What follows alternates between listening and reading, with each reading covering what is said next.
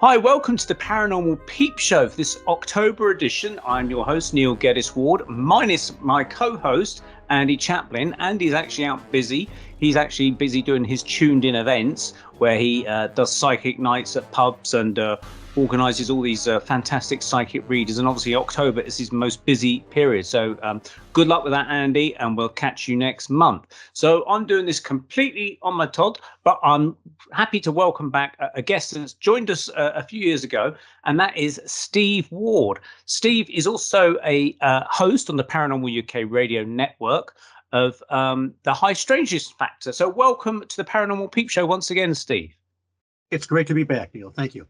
Thank you for joining us. So I know that you, because I've been listening to some of the podcasts, because you joined Mac Maloney on the his channel, and you do the show regularly there. So I've been keeping kind of tabs on people's activities, and I know that you've recently moved house. So it'd be interesting to let listeners know where you've moved to, because it's a very interesting place, isn't it?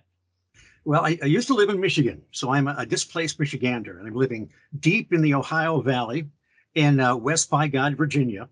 I'm inches from downtown Point Pleasant. Now, Point Pleasant is infamous for the Mothman sightings back in the mid-'60s and all kinds of other strange phenomena that took place there. So I'm actually a stone's throw from the very route that the Scarberries and the Mallets fled the Mothman back in November of '66 when they encountered them at the TNT area north of Point Pleasant.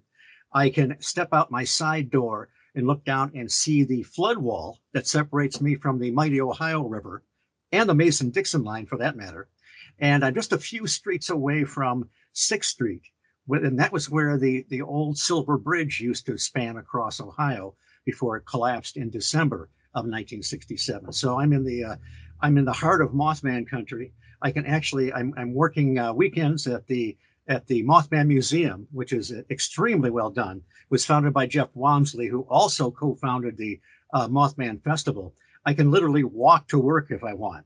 So it's really, I never dreamed that I would be, this is sort of like the place, the special place you go on vacation. You know, you'd go to the Mothman Festival, you'd come down periodically to meet friends that you knew through the Mothman connection and the paranormal.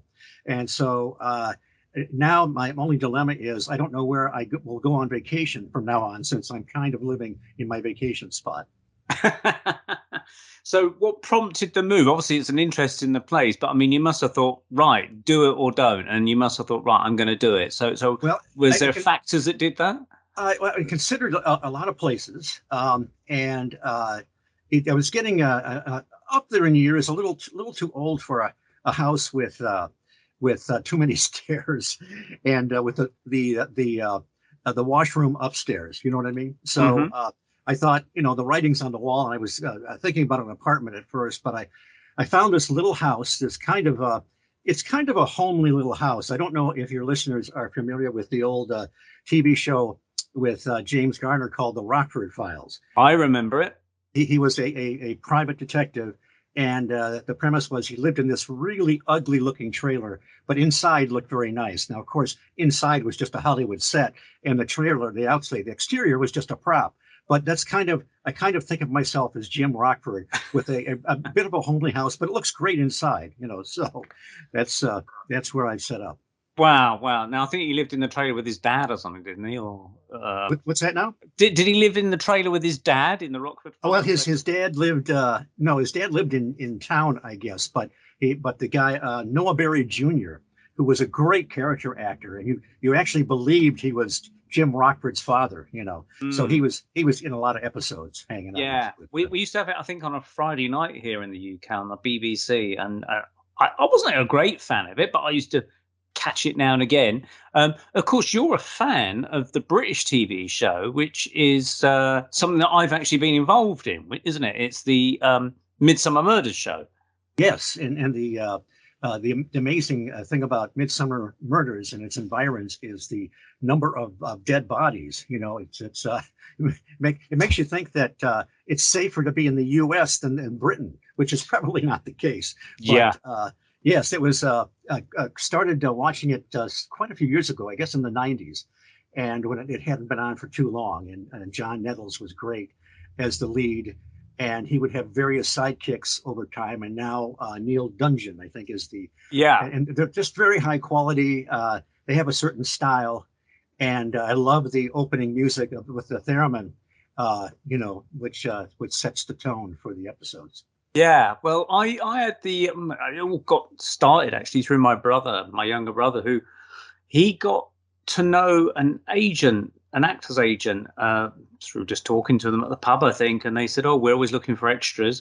So my brother was recruited in the earlier episodes, I think, with first actor that did it. And my brother was cast as a policeman. And the funny story with that is that they all had to be policemen, pulling up into a woods, searching for a dead body or a missing person. I'm not sure. And my brother normally wears glasses, but they said, "Can you not wear your glasses for this?" And No. the scene was set that the police van would pull up, and all these cops would jump out and go scurrying through the woods trying to find this dead body. And so my brother jumped out with all the other actors playing cops. And because he couldn't see where he was going, he actually tripped over the dead body. So I think they had to do a retake. And then sometime later, my brother said, "Do you want to do some of it?" So I said, "Oh, okay, I'll give it a go if they want me." So I had to give all my vital statistics, my height. I even had to give my head measurement, would you believe, for any hats that I might be required to wear. But the strange thing is that I've never knew this. I thought that you'd turn up on these sets and they would give you all this stuff to wear. They'd actually ask you, the extra, or the background artiste, I think is the posh word for it, to provide the clothes. So if they want someone to be a policeman, you've got to go out and find pretty much a policeman's costume by yourself. The budget doesn't stretch to that. Sometimes they will give you like a fleece or something like that to wear just for added touch.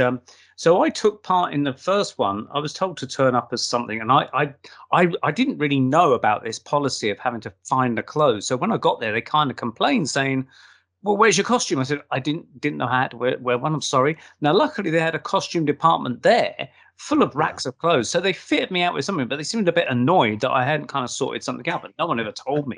It was my first one. I said, "Sorry, this is my first one." And so I had to play a guy that was working on a fun fair.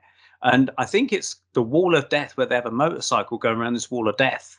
And someone gets murdered in this fun fair, and you could hear the lady scream. But that was great fun, watching the guy on the Wall of Death, the motorbike, because we had to be extras, kind of getting all excited. And it was actually quite exciting seeing this guy going around on a motorbike all that time.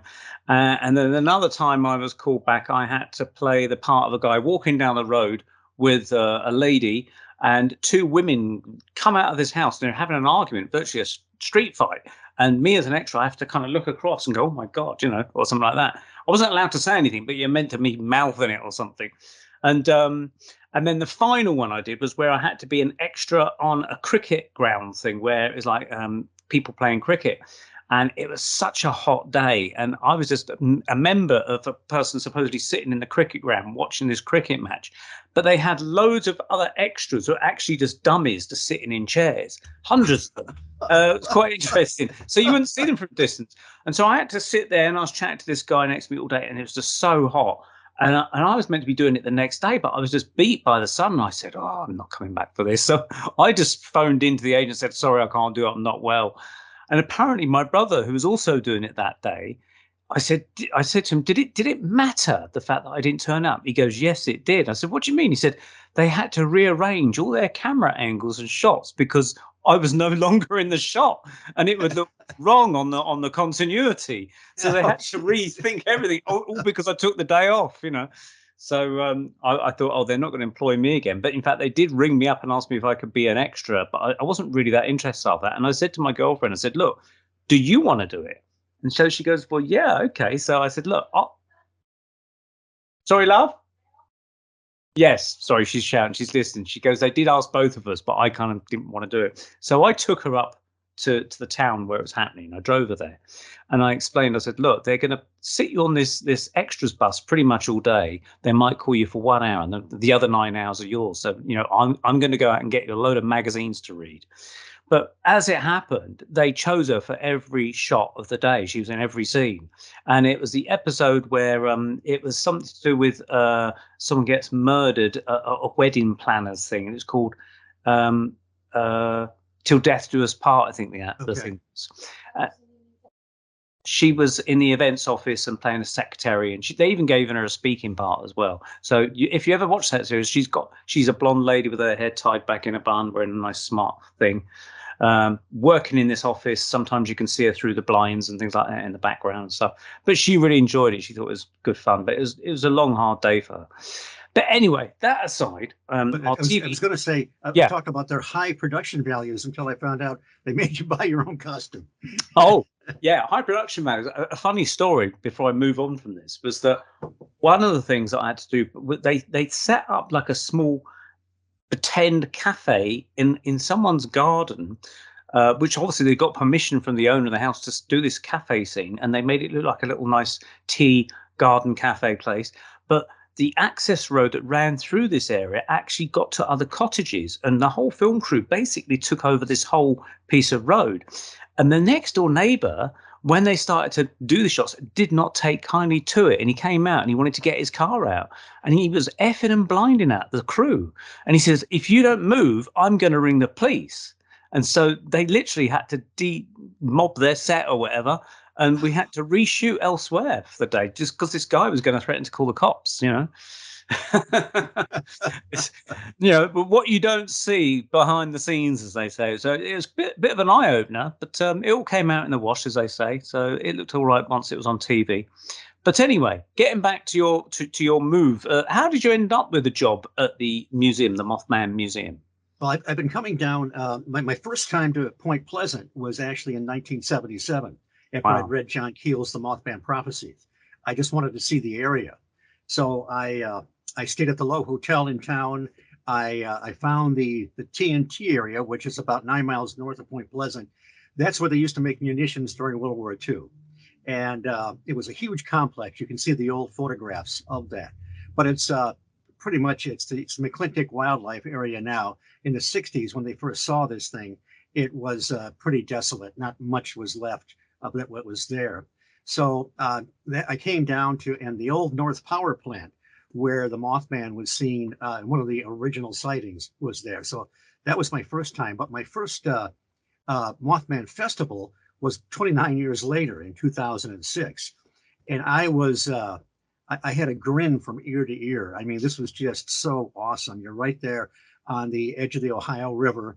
The state of Ohio is across. You're in beautiful West Virginia with the mountains. You got all this history in Point Pleasant, and the Mothman statue and everything.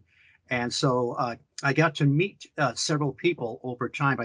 When I was first going to the festivals, I was just happy-go-lucky tourist, buying everything with Mothman stamped on it. But as time went on, I became more and more absorbed. And so I started helping set up in the TNT area for the hayride on Saturday night that we can talk about later.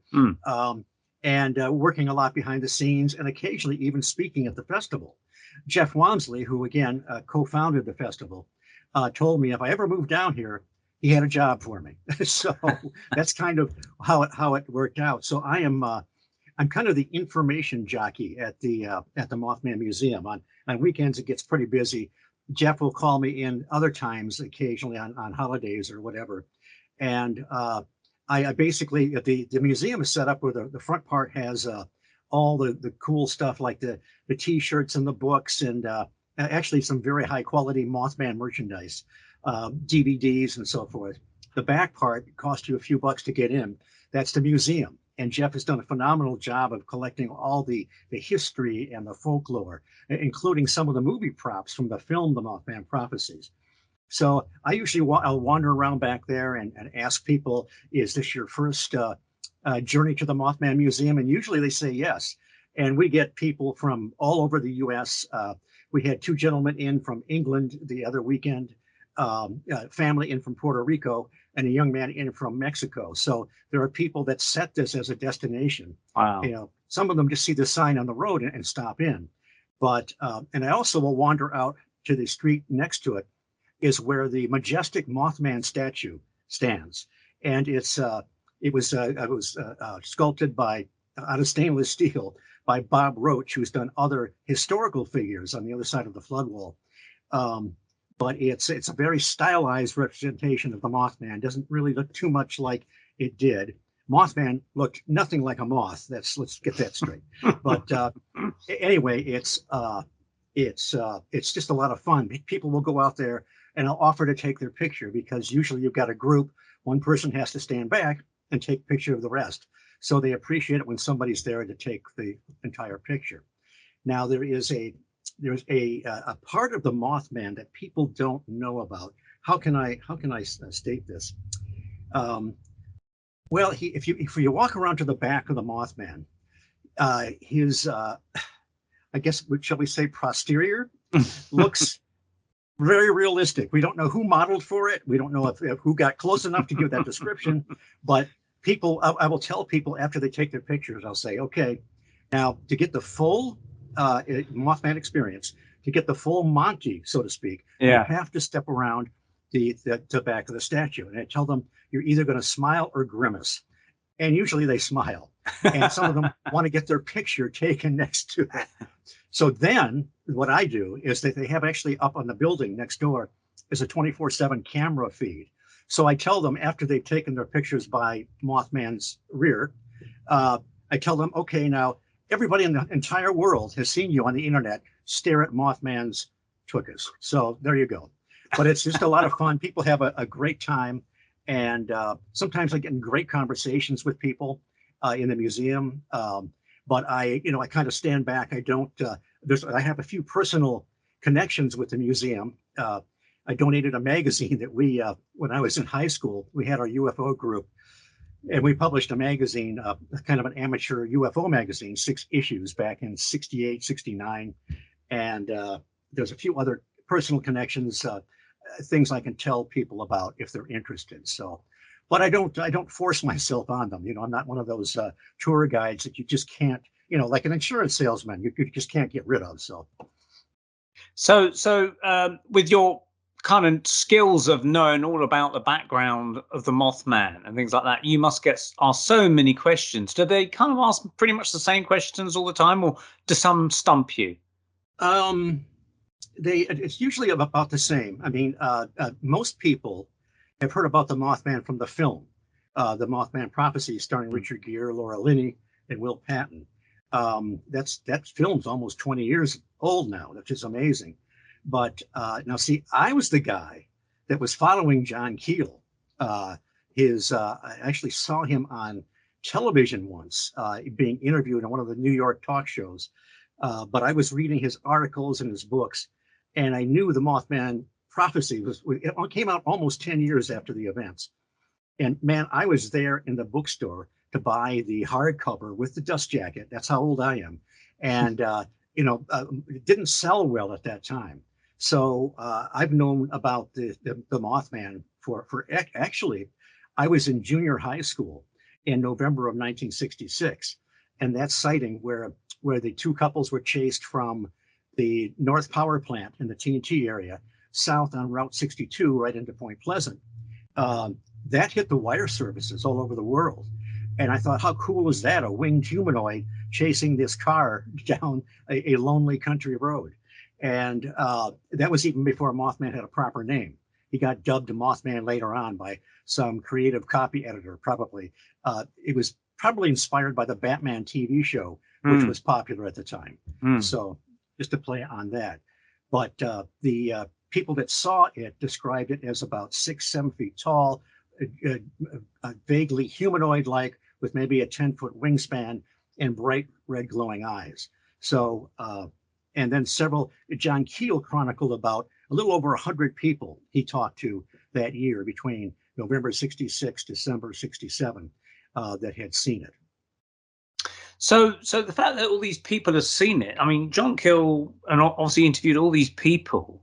Did he come to any firm conclusions to actually what the phenomena was? No, he said he didn't really know. Here's the thing: the Mothman, the behavior. While the description was generally the same, one person, Tom Urey, actually saw something more like a thunderbird, and a few other people saw something not quite the same. But generally speaking, people saw that 6 to 7 foot man-like creature, but its behavior was bizarre. it would not always flap its wings. Sometimes it would put its wings behind it and take off straight like a helicopter. The eye shine didn't seem to be eye shine. It seemed to be generated internally. Mm. There were Keel got a few reports of people that were in close proximity with it, and they said it sounded almost like something humming, like maybe something mechanical or machinery. And then also there was another. It was Keel, and then there was a Swedish researcher that was actually a colleague of Keel. He had helped Keel out with some of the ghost planes in Sweden in the 30s. Oh yeah. It got him information. And Franzen came in about a year or two after Keel, interviewed several of the original witnesses plus more. Both men found out that many of the witnesses afterwards would go home and have an outbreak of poltergeist phenomena. So, what is this thing? Flesh and blood, paraphysical, mechanical, nothing. There was a unnamed town official that went out on his porch and saw this thing on his front lawn, and then went into a trance for about 10 or 15 minutes, and then it took off. Nobody knows what happened during that time. And you know how you hear of eye burn, conjunctivitis when people have a close sighting? Well, Connie Carpenter, she was one of the original witnesses. She was driving by the Mason County Golf Course, which is right near Point Pleasant. Point Pleasant is in Mason County. And she saw this thing standing there, and it took off straight like a helicopter, saw its eyes. The next day, she was experiencing conjunctivitis. Did not see a UFO. She saw the Mothman. Keel wrote that a lot of times people that would see cryptids or some kind of strange animal or had a close proximity with a UFO would suffer from the same physical ailments, muscle aches, thirst, conjunctivitis, and so forth, as if to suggest that the phenomena may have a common origin. Would that be kind of like some electromagnetic effects on the body or radiation, maybe? Perhaps, certainly, some kind of a physical effect interacting with the human. Keel was. We talked just a little bit earlier about one of his a book he wrote in 1970 called "Strange Creatures from Time and Space." This is the one. And also that has been reprinted as The Complete Guide to Mysterious Beings, and it's in trade paper size. Same book, but it doesn't have the cool Frank Frazetta cover on it like that. Yeah, it was a good cover. I was trying to pick out all the weird creatures in the cover there. Really interesting, yeah. Anyway, carry on. And he, at first, like so many, he thought that the UFO phenomena was likely extraterrestrial. But as time went on, if you look at the variety of different types of craft people see, even the occupants, the UFOnauts, were very different. And this is again before the Greys came in and kind of took over. The Greys are boring, man. We used to have great UFOnauts in the 60s and 70s. I remember reading the Lorenzens, Carl and Jim Lorenzen, who founded the Aerial Phenomena Research Organization, which was a legitimate organization really trying to figure out the mystery. But they would publish books called UFO Occupants, and they had all the classic cases like the Kelly Hopkinsville Goblins and the Flatwoods Monster and so forth, and the Cisco Grove encounter. And you had this great variety. Well, Keel was wondering, why is it, while you have general categories that are similar, disc shape, cigar shape, and so forth, when you get down into the specifics, it's almost like there's nothing the same. Exact. Once in a while, you'll get an entity or a, in quotes, craft that is very similar, but for the most part, it's not. He came up with the concept of window areas. He was trying to come to grips with why some of these things seem to just sort of pop in and pop out, especially when it comes to cryptids. Even in highly populated areas, sometimes people might see all of a sudden they have a lot of Bigfoot reports, credible people, leaves footprints, and then it's gone. Sometimes the footprints disappear in the middle of a field. And he also, about window areas, he thought that if you go back in history, you'll find other phenomena that occurred in the same area, but we just weren't connecting the dots. One example might be dubbed whales, the Dubbed Enigma by Pugh and Holliday. And others wrote about the bizarre wave of sightings and experiences in 1977 in Southwest Wales. You had 7-foot tall silver suited beings. You had little short guys about 3 feet tall associated with the same egg-shaped craft with curved noses and slanted eyebrows. You had displaced cattle. It was just bizarre. But it had all these things going on. And the Coombs family was was running the Rippertston farm. Prior to that, I mean, they're one of the families that experienced a lot of this stuff. Not exclusively, but many people did.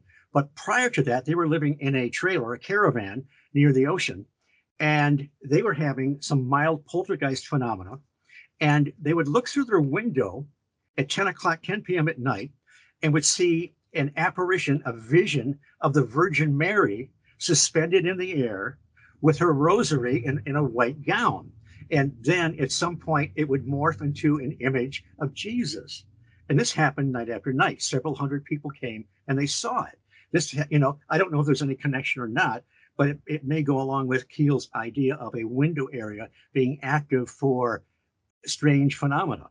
Now, some might think that this is a legitimate religious apparition. Others might say it's some kind of projection. I don't know. But it's just interesting that the same family was experiencing this kind of these religious apparitions. And then later on, they were experiencing what we might call an invasion from outer space.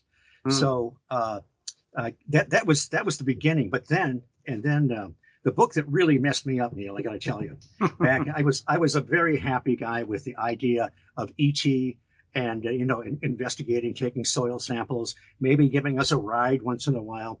This is kind of before the abduction experience got to be that publicized, with no deductible, no copay, no insurance, and no permission.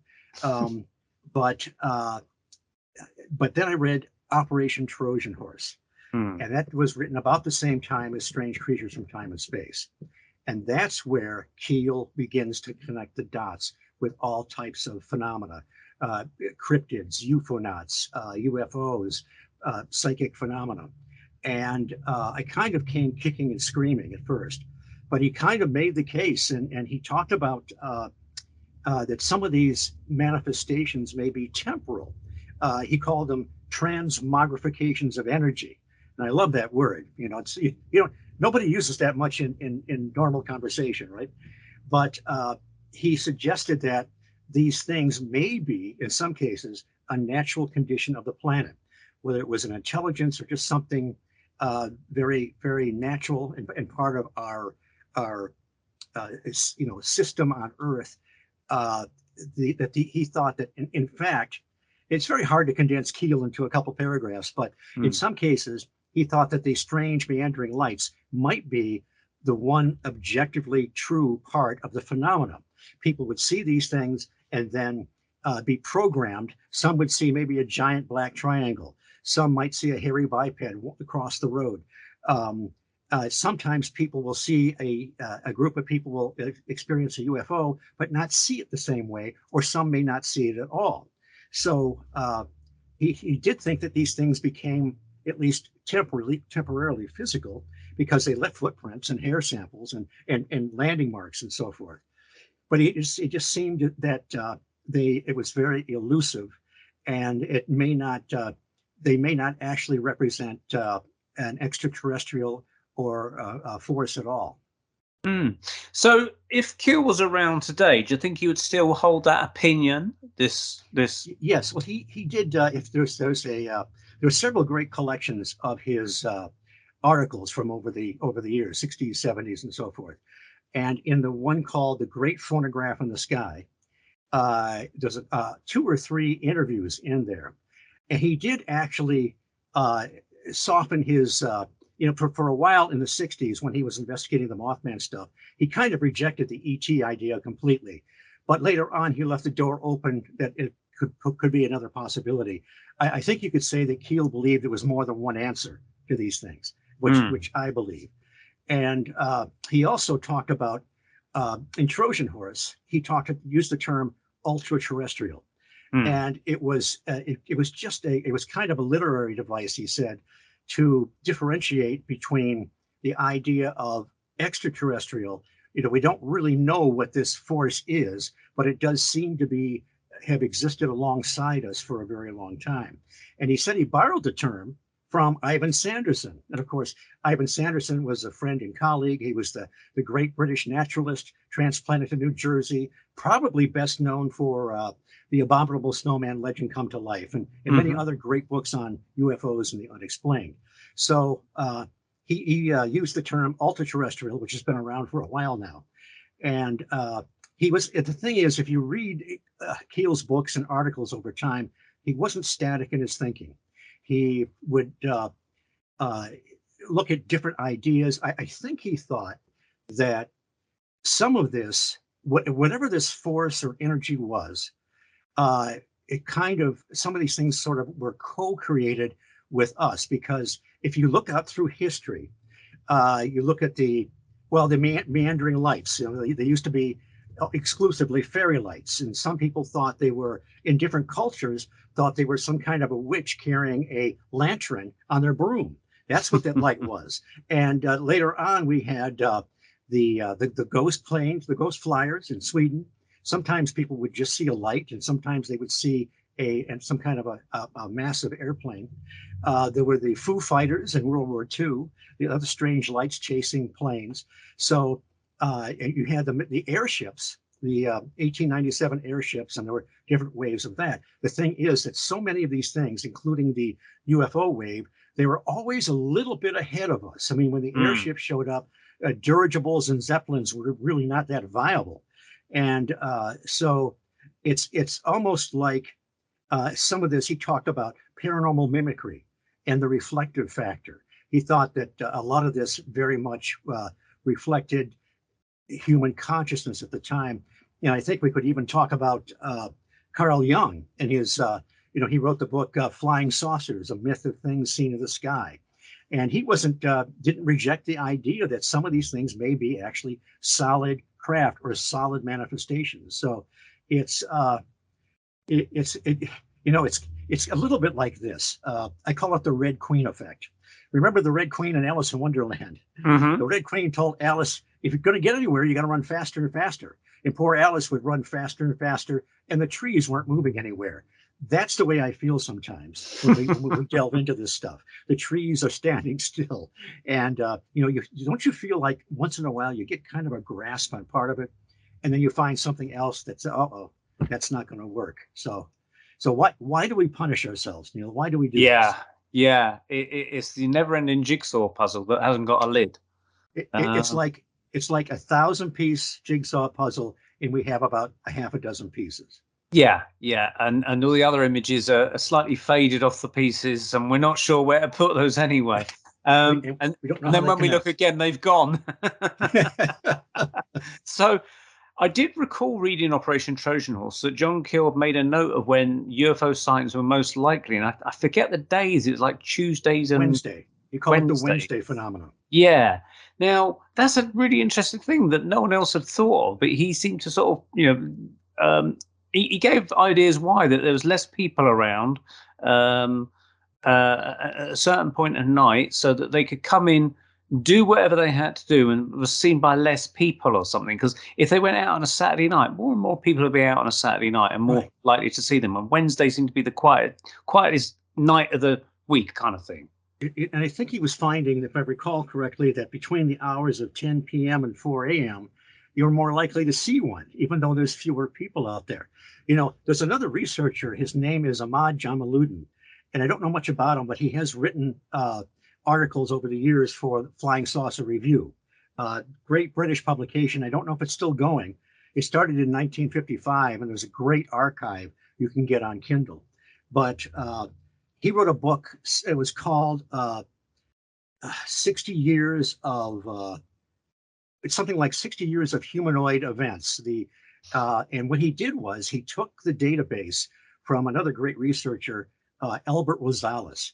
He's the one that has 15 books out called Humanoids, the Others Amongst Us. And it starts with, I think, 01 AD. And then that book spans a lot of area. He talks about all kinds of entities. But then as it gets closer and closer to present day, it covers just a few years. But it's amazing. The database is phenomenal. And so he took that database and he started to crunch the numbers. And he found there were certain months, like I think it was November was one of the peak months. He found that humanoid sightings were more likely to happen during certain parts of the day, and not likely around noon. They must be on their lunch break. I don't know. But something like between the hours of 10 p.m. and 2 a.m., we were more likely to have a humanoid encounter if you're going to have one. And that held true in every time zone, suggesting that the manifestation or the point of entry is fixed as the world turns. I was kind of thinking about the world turning and wondered if that had something to do with it. Yeah, carry on. And then he calls these humanoid migrations. Now, other people need to crunch the numbers in the database, but he said that these are like 8 to 10 year cycles, and if they started somewhere in South America, you'd have an outbreak, and usually in a relatively small area. And then it would move up to North America, could be the US, could be Canada. Then it would move over to Britain, that area, or Europe, the continent, and then maybe Asia or Malaysia.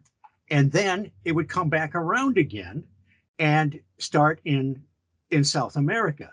And he chronicled there's about this, I don't know, half a dozen of these, 5 or 6 of these over the decades, where about 8 to 10 years that has this same cycle again. And I was wondering if it actually starts in Antarctica, because there used to be, back in the old days when we had, remember Albert Bender, who talked about the Men in Black. Albert K. Bender, and he vanished for quite a while, didn't he? And there was another guy named John Stewart out of New Zealand, and others. They would always claim that their research, they were finding that these UFOs were coming from Antarctica, from the South Pole.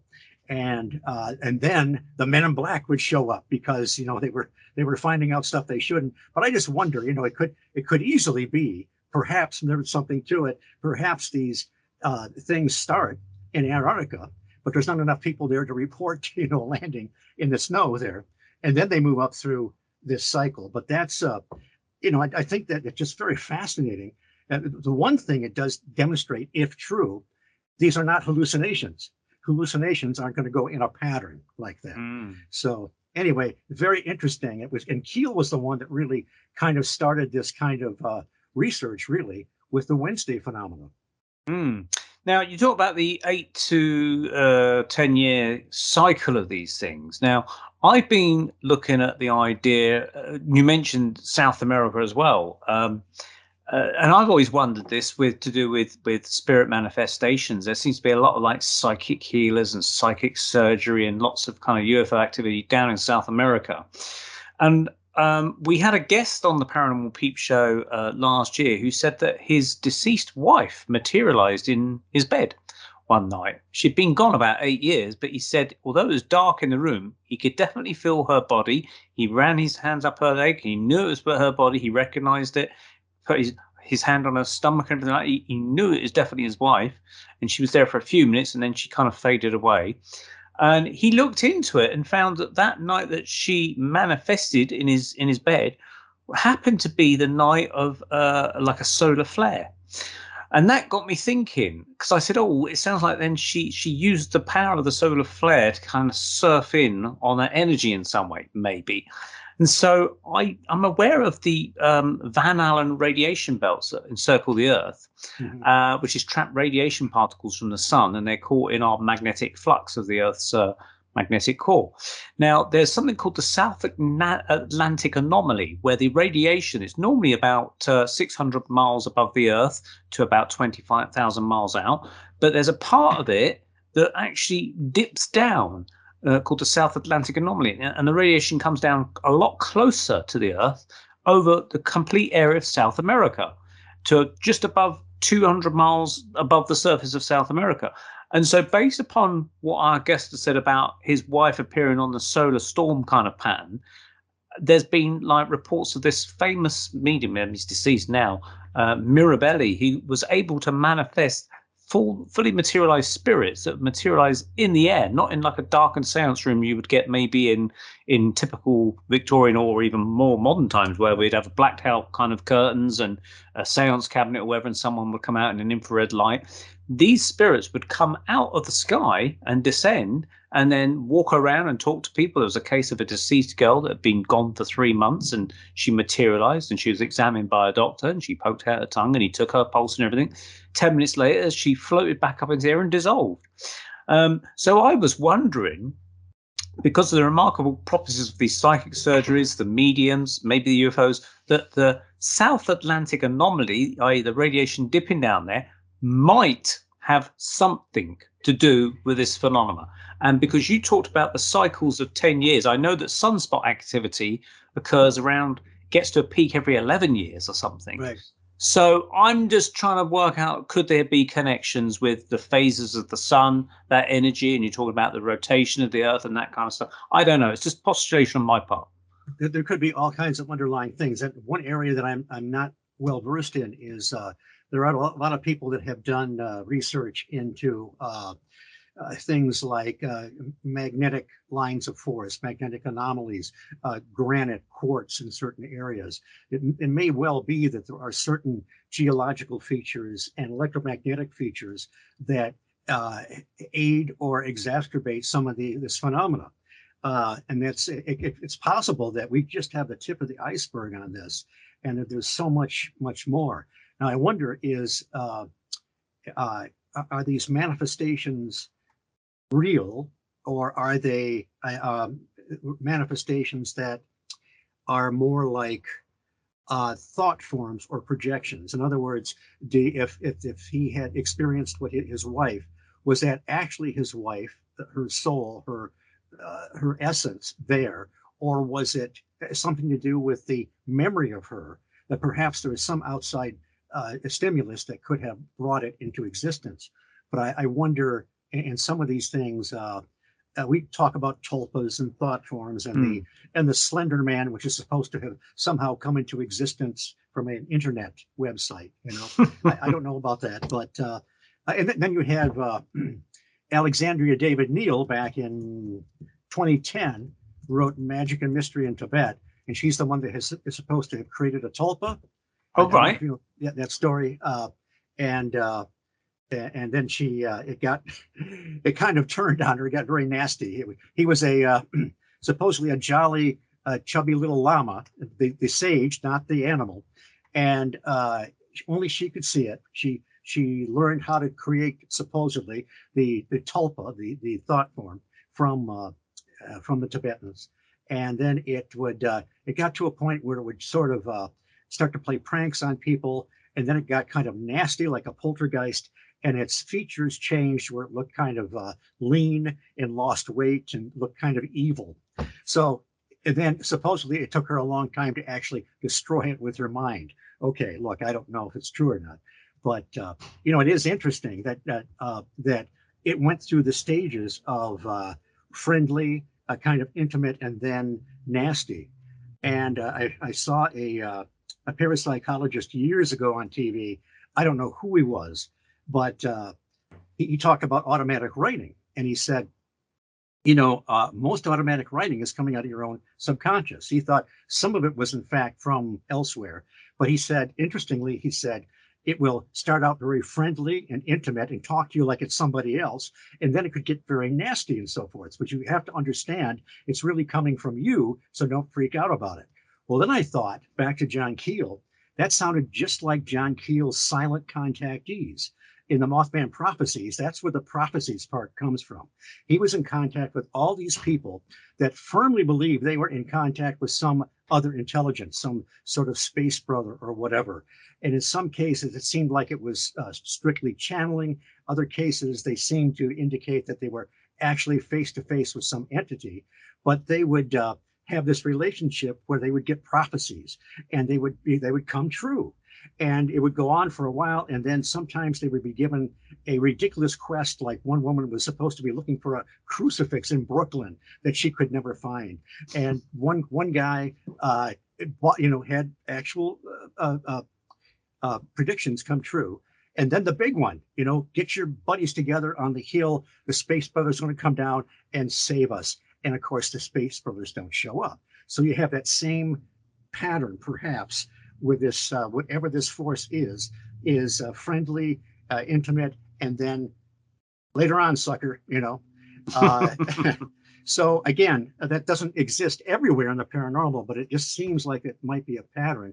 And something else I just learned, Brent Raines, who has the Alternate Perceptions online magazine, he was reprinting some letters that he corresponded with John Keel. And because Brent Raines said one time he got a letter from somebody that said he was trying to give him information, but every time he started to write it out, he would have an outbreak of a poltergeist in his room. So he wrote this to John Keel, and Keel said that some of his silent contactees, when they were giving him information, would start having these splitting headaches. And thinking, what? And it makes me think of something. I know I'm going all over the place, but Jacques Vallée stated in one of his books that the phenomena seems to negate itself. And that's almost like it's this trickster aspect, where it kind of gets you in the back, and so to speak. Sometimes the experiences are so bizarre that nobody's going to believe it, And you have other situations where supposedly people have seen a UFO. Some stranger shows up on the door, whether he's dressed in black or looks like an Air Force officer, and tells you to be quiet about your sighting, even though you've not reported it. So I wonder if, it does seem like an aspect of this, to summarize this, is that there is an aspect in human consciousness that we have to be aware of and try to deal with. And it's very hard to work through that maze. Talking of Men in Black, we interviewed a chap at the beginning of the year. I actually met him at the Birmingham UFO group and got chatting to him. So I said, do you want to come on our Paranormal Peep Show and tell us about your theories? And he goes, yeah. So he basically was talking about the fact that when he was a younger man, he was walking back to the house. I think he might have been walking the dog, but he said he saw a UFO in the sky, and he thought, wow, there's a UFO, and I think he said his sister saw it as well when he got back to the house. And anyway, that was it. It was gone, and he thought there might be reports in the paper, but there was nothing. It all kind of died down. And anyway, he said 10 years later, he got a knock at the door by this mysterious Men in Black, man and woman Men in Black. And they said, hello, we'd like to talk to you about your UFO experience. And he thought, right. So they said, may we come in? So he goes, yeah. And he was almost like tricked into giving them information rather than sort of feeling that he should challenge them. Who the hell are you? He was somehow acquiescing to their suggestions. So he said they came in, and he'd never reported this UFO to anybody, no clubs, not even to the Air Force or the police, no one. He had not reported it to anyone. He thought, how the hell did they know that I'd seen this UFO 10 years before? And he said they got out a photograph, and they said, was this what you saw? And they showed him a photo of the UFO. But he said the photo looked exactly like it was taken from his own viewpoint, i.e. almost through his eye, of the UFO he saw. So it was almost like as if you said he had a tiny camera in his eye and it went click, and they're producing the photo. And he couldn't work out how the hell that happened. And they asked him all these questions, and then they went, and he said, why didn't I ask who the hell they were?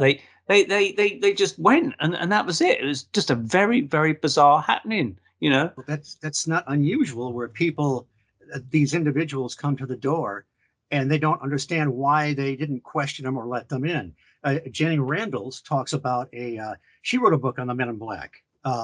It has a different title over here, but anyway, it's a great book. And she talks about a young lady, and I I can't remember if she reported her sighting or not, but she saw kind of a classic UFO. Shortly thereafter, a couple men came in, seemingly from the government, and her parents couldn't understand why they didn't question them. They just kind of let them in, and this one started hammering questions at her, and you could tell she was visibly upset.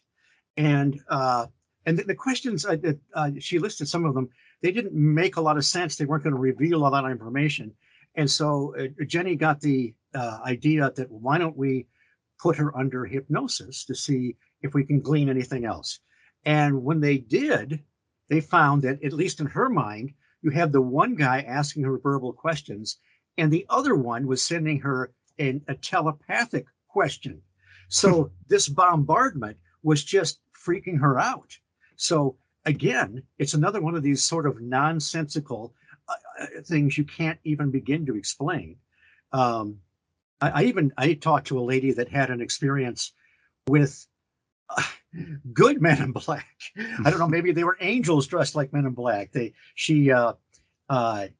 was back. Well, I was at a Michigan MUFON meeting, and the lady, a sweet little lady, said we were talking about this and that, and she said, "Would you like to hear my Man in Black experience?" And when somebody asks you if you want to hear their Men in Black experience, you say yes. So back in the 60s, she and her husband had just been married. They were out in Las Vegas, not much money, so they're hitchhiking. They're picked up by this big black car. I asked her if it was a black Cadillac. She didn't know. There were two men in front, dressed in black suits and fedoras. And I asked her if they looked a little odd, like some of the Men in Black are supposed to. She said, no, they look normal.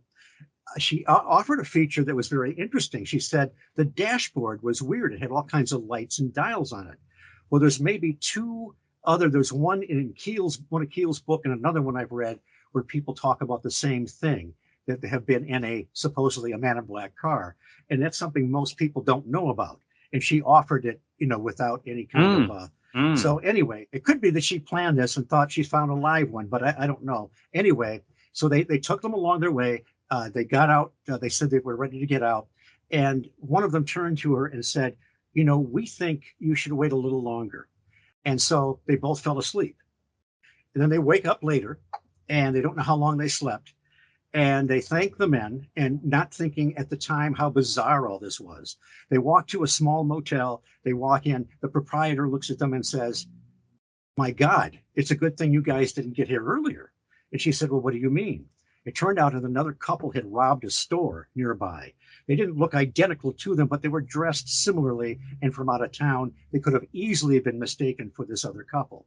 So the fact that they were delayed saved them a lot of grief and perhaps even jail time. So, wow. So we've all heard stories of angelic intervention where an individual or group of people are in dire straits. A mysterious stranger shows up, helps them out of their difficulty, and then they're gone. But evil, rotten, sneaky Men in Black, UFO silencers doing a good deed, maybe they're trying to atone for all the witnesses they've terrorized. I don't know. Now, it's interesting that they talk about the dashboard on the car being a bit high tech. I mean, it's almost as if the car is trying to fit in with our technology, but it's, like you say, just slightly ahead in the kind of computerized department, especially for the 60s. Now, I've heard of UFOs masquerading as planes and things and Spitfires from World War II. Have you heard any of that kind of stuff? Yes, Keel talked a lot about, even planes that didn't make any noise and would do strange maneuvers. And sometimes I think he chronicles something where in Mothman Prophecies, where they would go out to a particular hill south of Point Pleasant in Gallipolis Ferry, because the TNT area got so crowded with people.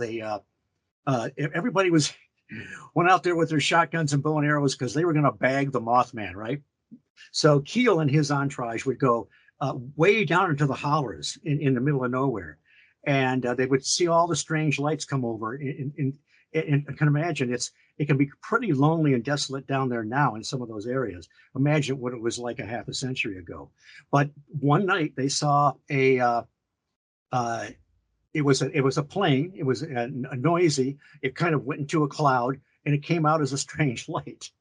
So, and I know a person that saw something like that in the TNT area a few years ago. So, um, boy, it's just hard to know.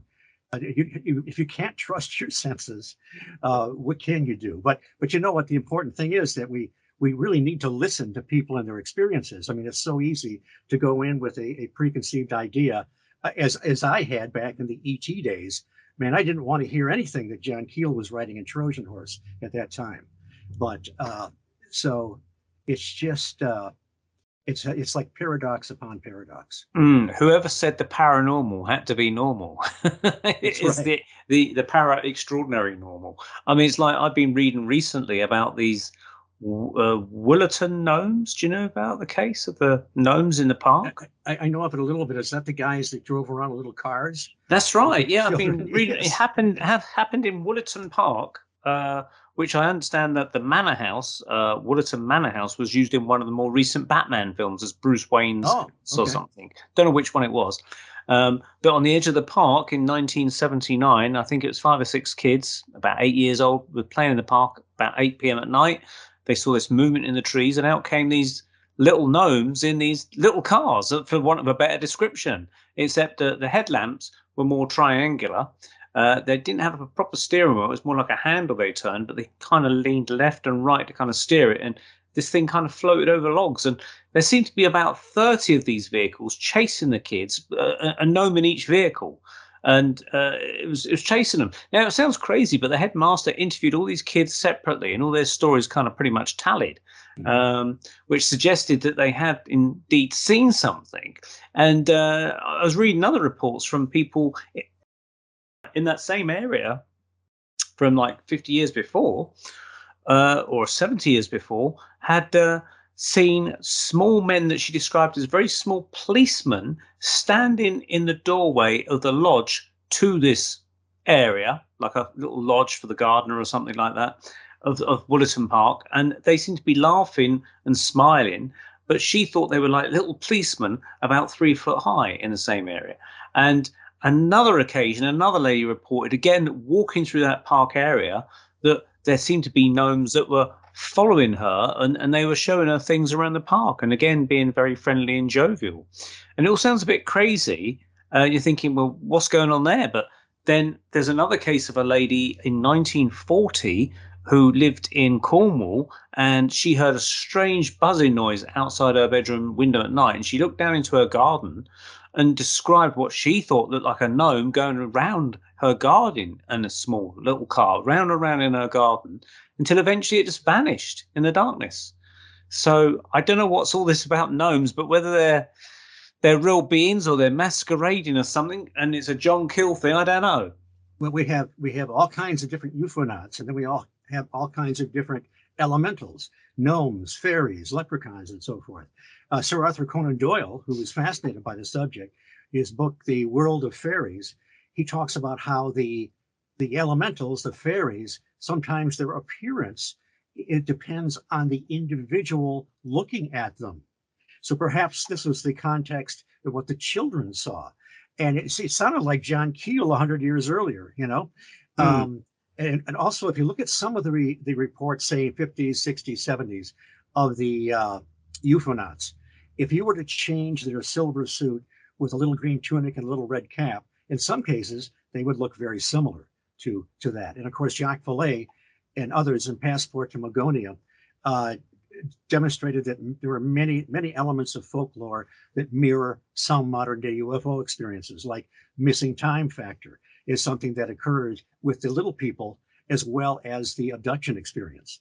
And who was it? Not Elliot O'Donnell.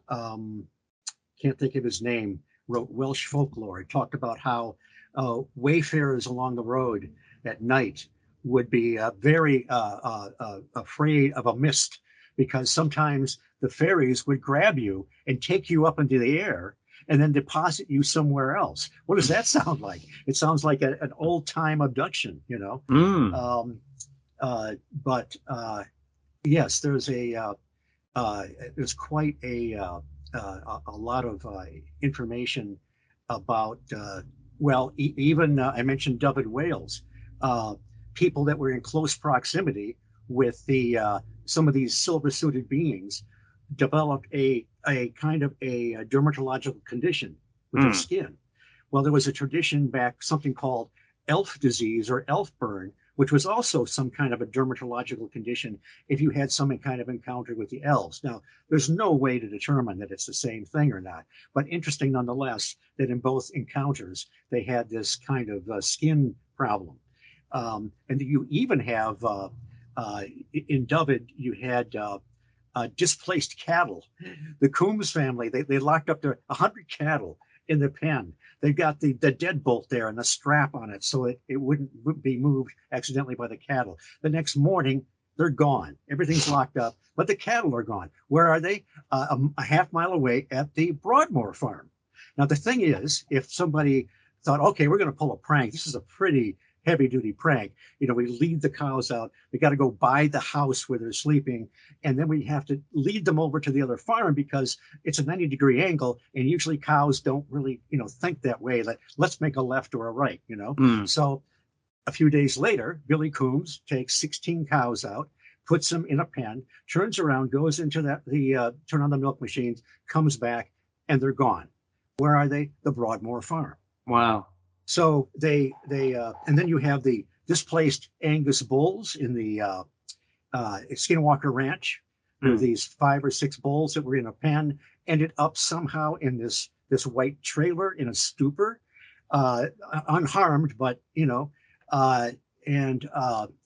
so Pugh and Holiday, they would look at a lot of possible connections with folklore, and they weren't dogmatic about it, but they did find a tradition in Norway where the milkmaid put her cow in a pen, and then she went to retrieve her milk bucket, and the cow is gone. Everything's locked up. Eventually, one of the little people come to her and says, "You can't put your cow there. It's spoiling our food."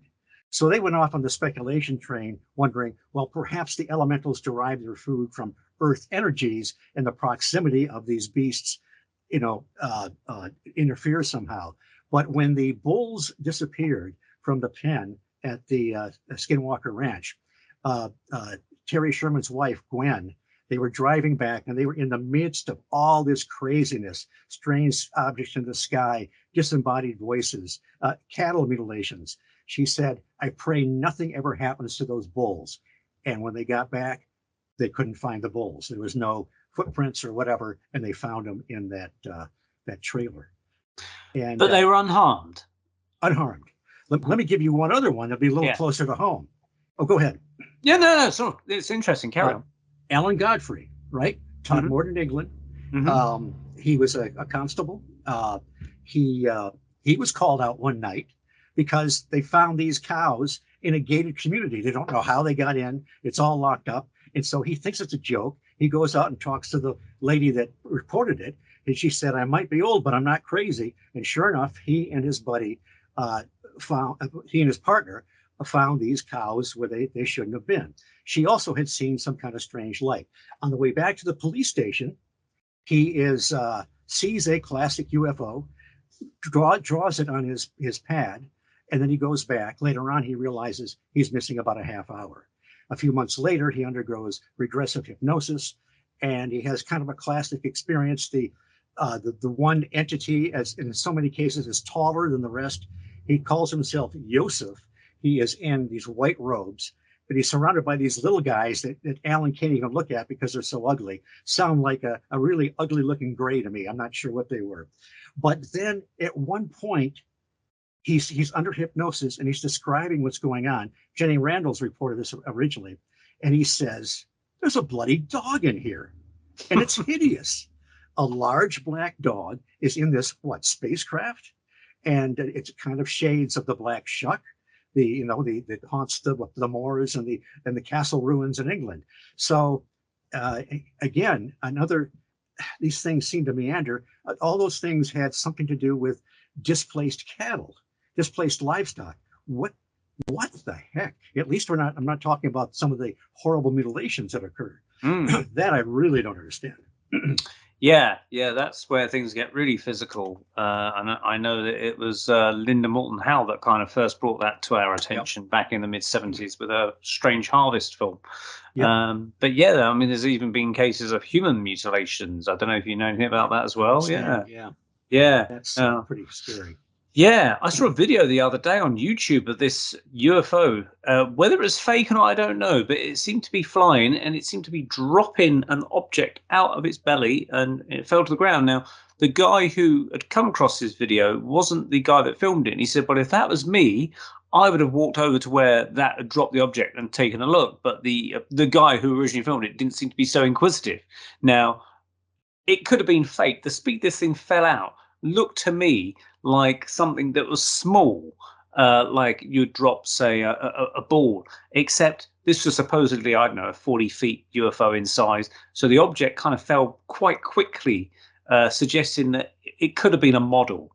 I'll send you the link at some point, see what you make of it.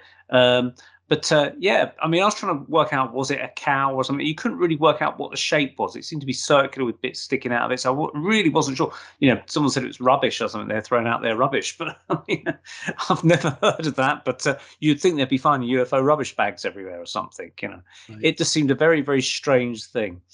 Anyway, we're coming to the close now because this is going to be a short Paranormal Peep Show because we're minus our guest. So I was going to ask you, obviously, you're now working at the museum. Is there any other events coming up that you're going to be taking part in, Steve? No, I just I spoke at the Mothman Festival and I attended the Van Meter Visitor Festival, which is in Van Meter, Iowa, is just west of Des Moines, and deals with another winged cryptid from 1903. Great little festival. We had a great turnout. So I've got nothing. We're kind of getting into the season where not much goes on, but of course I'm a little further south these days, so maybe I won't be battling the Michigan winters to have another conference. So nothing specific coming up right now. I hope to restart the High Strangeness Factor on the Paranormal UK Radio Network with Andy Mercer. And what else? Allegedly, I've been writing a book, which will be out sometime this decade, I imagine. But I hope nobody holds their breath on that one. So I'm getting my library organized, and you know how when you go through your books sometimes and you think, oh, I've got to read that one again, or I haven't read that one yet. It's like they're all jumping at you because there's so much. Every time you sit down and start to read, you find more stuff. And my thing is that we need to listen to the witnesses. Of course, we're going to try to qualify them, but there these patterns, these parallels seem to show up, you know, if once we document these things. And let me just I guess in kind of closing, I'd like to paraphrase. We lost Timothy Green Beckley, Mr. UFO, not too long ago, and I used to love his publications. They were kind of seamless, almost like the old Saucerian Gray Barker publications. You know, it was kind of seamless, that transition. Well, he said in an interview one time, essentially, that whatever this is, this phenomena, however it is constructed, however it manifests, it doesn't matter what we believe. It doesn't matter about all our learned papers or our endless tomes of the paranormal. It acts independently from all of that. So, you know, that's what we really have to deal with, is really trying to be objective as possible and get as much information as possible and as confusing as it can be. And that Red Queen effect, you know, it's always going to be there. But it's, you know, as you know, neither one of us could stop doing this. I mean, you know, I don't know what it is, but it's something inside that makes you want to continue. Yeah, you feel that you're going to get somewhere, but you never do. It's a bottomless pit, really. It's like trying to explain dreams, and you know, dreams don't make any sense sometimes. And so I gave up on trying to interpret my own dreams years ago. Now, if people want to reach out to you, how can they find you? Facebook, Steve Ward. I would think if you type in Point Pleasant, you'll find the right Steve Ward. I should mention that I'm also a correspondent on Mac Maloney's Military X-Files, where you and I were on together recently. It's a crazy show, a lot of fun. You never know what's going to happen. And Yes, I don't have a website, but also on usually afternoons, if you're in Point Pleasant, stop by on Saturday or Sunday, and I'll escort you around to the back of the Mothman statue for a few laughs. I'll help you take your pictures. I'll answer any questions you have, and I can direct people to where the bridge memorial is. And there's a lot of things to see right in town, just walking around, that are very, very cool. Excellent. That sounds like a place well worth putting on a visit list. Well, thank you very much indeed, Steve. Or should I say Switchblade, Steve? Because that's yes. how they call you on Mac Maloney, don't they? Everyone seems to have a nickname. That's another story. But, Switchy or something. Yes, right. Well, I didn't ask you what you've had for breakfast, but I'll leave that for Mac Maloney to ask, because they always ask you what you've had for breakfast as well. Yeah, I think he might have that segment copyrighted. I don't know. Yeah, that's right. I won't tread on his toes on that one. But anyway, so listen out for Steve on the Mac Maloney's Military X-Files, which comes out on the Paranormal UK Radio Network. I believe it's weekly, that show. Yes. Very, very good, interesting show, interesting guests. And listen out for yourself. Coming out soon with the high strangeness factor. Right. There's a backlog of about 2.5 years that sometimes Andy is my co-host, and sometimes we have other people on. And it's been great because we had quite a variety of guests on the show. Excellent. That's something to look out for, and wish you well with that then. All right. Well, thank you very much indeed once again for joining us, Steve. And we wish you well for your future research. Thanks very much indeed for joining us on the Paranormal Peep Show. Thank you for having me. It was a great time. Okay, and we'll see you next month on the Paranormal Peep Show on the Paranormal UK Radio Network. Good night.